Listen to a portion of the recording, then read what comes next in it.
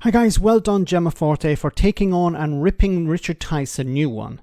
So both of them appeared on the Jeremy Vine show, but only one of them actually knew what they were talking about. Richard Tice has his standard argument. Brexit isn't the problem, it's the Tories. They didn't implement it correctly. The Brexit that he sold to the public hasn't been delivered because those people in charge aren't true believers. They don't want to reap the benefits of being outside the European Union. Well, Jemma was able to hold him to account. Have a listen to this. I think it's a great opportunity. I think the vast majority of people who voted Brexit don't regret the vote. What they regret is the incompetence of this government. Actually, that's not true.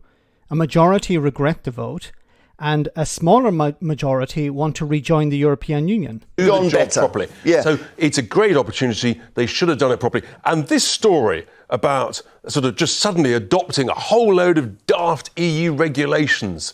What EU regulations? This is a question I've asked many Brexiteers. What EU laws did you not like? And they come back with nothing. I would love to be there to ask Richard Tice, can you name some of the laws that you have a problem with?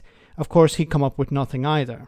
Without even discussing it and debating it and voting on it in the House of Parliament, just shows what this government is about. They're just still in the pocket of the EU. It's disgraceful. Well, I don't know what. Yeah, now this is a particular thing to do with the European Court of Justice, and that basically some things have gone through which needn't have gone through.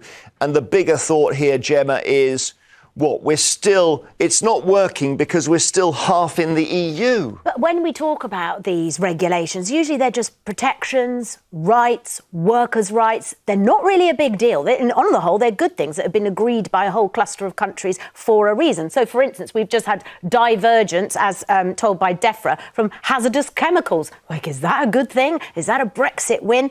You know what makes me really sad? No, I want to answer not like ChatGPT, because if you look at Bloomberg, Reuters, the OBR, the IMF, Goldman Sachs, they all admit that Brexit is a fundamental disaster because we have lost 100 billion upwards in money, and our GDP has gone down, and we can all feel it, right? So inflation is up, we're in recession, our food prices.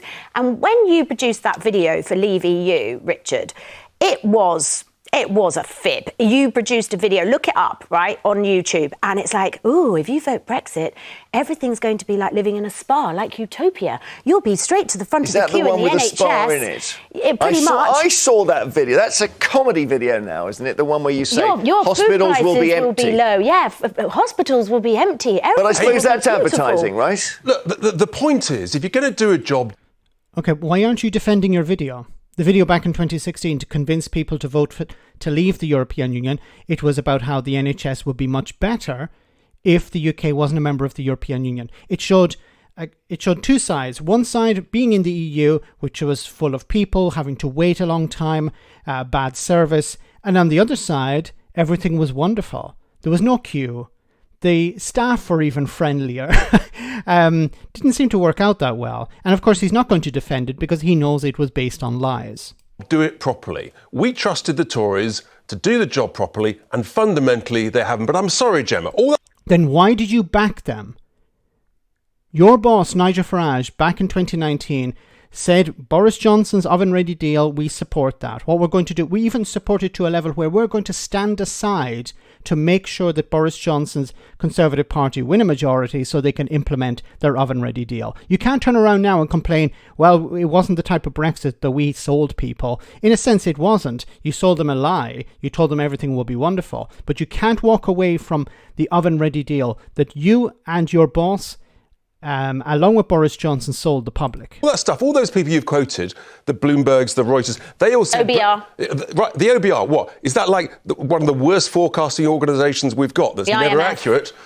Again, Reuters. always wrong. Goldman Sachs. They said, let's take the city, they said 75,000 jobs will be lost in the City of London. They now admit, sheepishly, it's about 7,500. They were completely... Does he actually listen to himself? He just shot himself in the foot here. The IMF predicted, or the OBR predicted, 75,000 jobs lost because of Brexit, but we only lost 7,500, not 75,000. Isn't that a win? I thought Brexit was about creating jobs. I thought before the referendum, they were saying there'd be more jobs in the city probably. It wouldn't be as bad. It's like saying, well, I lost a few fingers, but at least I didn't lose an arm. Well, let's just get the facts. The facts are our economy, since we left at the end of 2020, has grown faster than Germany, France and Italy. What does he mean? Now, first of all, there's a few problems with that. He says, since 2020. Well, the UK was still a member of the European Union in 2020. It was part of the transition period. So Brexit hadn't actually happened in 2020. So I don't know why he's using 2020 as a figure. And when he says grew faster, this has already been debunked. But let's continue. All sluggish because of completely different factors, mainly to do with high energy prices, net zero, raising taxes and not deregulating. There's a reason why the US is growing at 3% a year and we're not growing at all. Wait a minute. I thought on the one side he said, well, we're succeeding. Look at how fast we're going, better than Germany, Italy and France. And now he's saying, well, we're not actually doing really well. Well, which is it, Richard? Is it so Brexit is resulting in a really strong economy, or it's not? Because of cheap energy, daft, burdensome regulations getting in the way. That's the reason why. Ironically, the only version of Brexit that could have been a win, which would have been awful, would be like the Liz Truss version. Deregulate everything. Make us like Singapore. Don't believe in the NHS. Singapore's a very successful high-growth economy. Absolutely, but it's a very different way to the way that Brits like to live. And we like things like the NHS. We like to live in a recession. And a lot of people voted for Brexit because they thought that all that money was going to be going into the NHS, which was a complete and utter lie. Nonsense, Gemma. More money's gone into the NHS than even was talked about on the side of the bus. I won't have that. No, because that absolutely figure... know that's right. No, that figure includes PPE lane money, and it also includes the 37 billion from test and trace. No, they include that in the overall So you figure. say the side of the bus was right, was it? It turned out to be an underestimate because the budget then was about £120 billion. Now it's £180 billion. Okay, this point about money on the side of a bus, this was a lie. This was about convincing the public. Instead of sending money to the EU, what we're going to do is we're going to use that money for the NHS. But the NHS is underfunded. It's not a matter of about how much money goes in. It's what actually comes out. But a lot of the money going in is going into the private sector. So it's not so much a Brexit issue. This is a Tory issue. But of course, when it comes to the NHS and Brexit, the NHS is struggling because it can't get the staff it needs. So people like Richard Tice campaigned for the ending of freedom of movement, were delighted with the ending of freedom of movement. But now it means that the NHS is having to spend more money on the private sector because it can't get the staff it needs. It needs to, for example, a nurse. They have to pay 3 or 4 times the price of a nurse to have a nurse. So they have to pay the private sector to fill the gap. This is money that the NHS should be spending on patients, but it's not because of Brexit, because of the consequence of Brexit.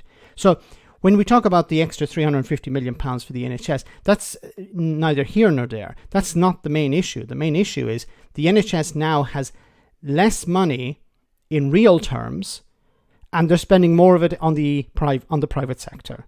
So these people need to be called out. He doesn't actually have... He started off by saying that more people support Brexit, which is not true. Then he said that we want to get rid of all these laws, but he can't actually identify any of them. And then finally it's about, well, the economy is growing, but it's not at the same time. Well, which is it, Richard? Either Brexit has been a success, and you can point to a success, or it's been a failure. And you also have to take responsibility because your boss, Nigel Farage, backed Boris Johnson in 2019 over it. Let me know in the comment section, guys, what you think. As always, your comments are greatly appreciated. Thanks a lot.